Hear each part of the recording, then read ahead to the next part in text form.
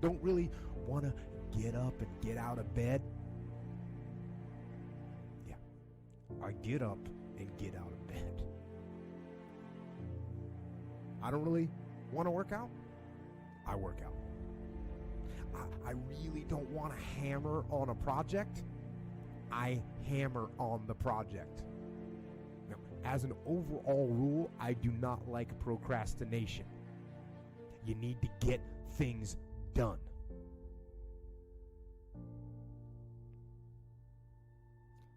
But if you are going to rest, that is one thing that you should procrastinate on. That's the one thing I want you to put off until tomorrow. Now, these could be signals that you need some time off. And those signals might be right. They could be correct. But don't take today off. Don't give in to the immediate gratification that is whispering in your ear. Shut that down. Do not listen to that little voice. Instead, go through the motions. Lift the weights, sprint the hill, work on the project, get out of bed.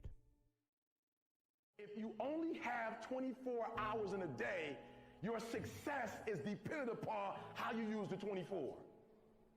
You got to hear me. People talk about Oprah Winfrey, Ted Turner, Warren Buffett. Listen to me. I don't care how much money you make. You only get 24 hours in a day. And the difference between Oprah and the person that's broke is Oprah uses her 24 hours wisely. That's it. Listen to me. That's it. You get 24. I don't care if you broke, you grew up broke. I don't care if you grew up rich. I don't care if you're in college, you're not in college. You only get 24 hours. And I blew up literally. I went from being a high school dropout to selling 6,000 books in less than 6 months. What happened? My 24 hours. I was like, okay, Eric, you got to get a grip on your 24 hours because you're about to be broke for the rest of your life. And that's all I need you to do for me. I can tell you all about your life if you just write down your 24-hour schedule for me and you let me look at it. I can tell you where you're going to be in 5 years. I can tell you where you're going to be in 10 years. I can tell you where you're going to be in 20 years if you keep that schedule.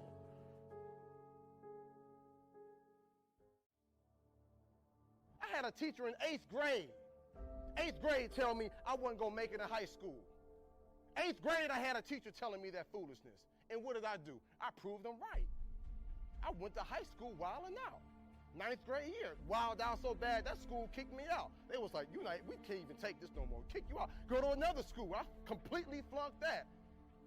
Go to a third school and finally begin to get my act together. I'm proving everybody who did not believe in me right, and the few people who did believe in me, I'm proving them wrong. Again, we dealing with it matters of the heart now. A lot of times we behave in the way we behave because we don't feel like we got worth or value. We don't really recognize the heritage of who we are and what we can do.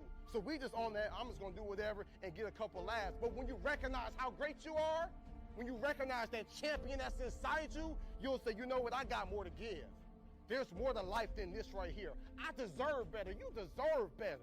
And then you'll say, you know what I'm gonna do? I'm gonna prove everybody who didn't believe in me wrong. And the few people who do believe in me, I'm gonna prove them right. And when you do that, everything inside your life changes. I just start saying, before I make decisions, I just start saying, okay, is this gonna make my mama proud, or all the people that's hating on me, is this gonna make them say, see, I told you.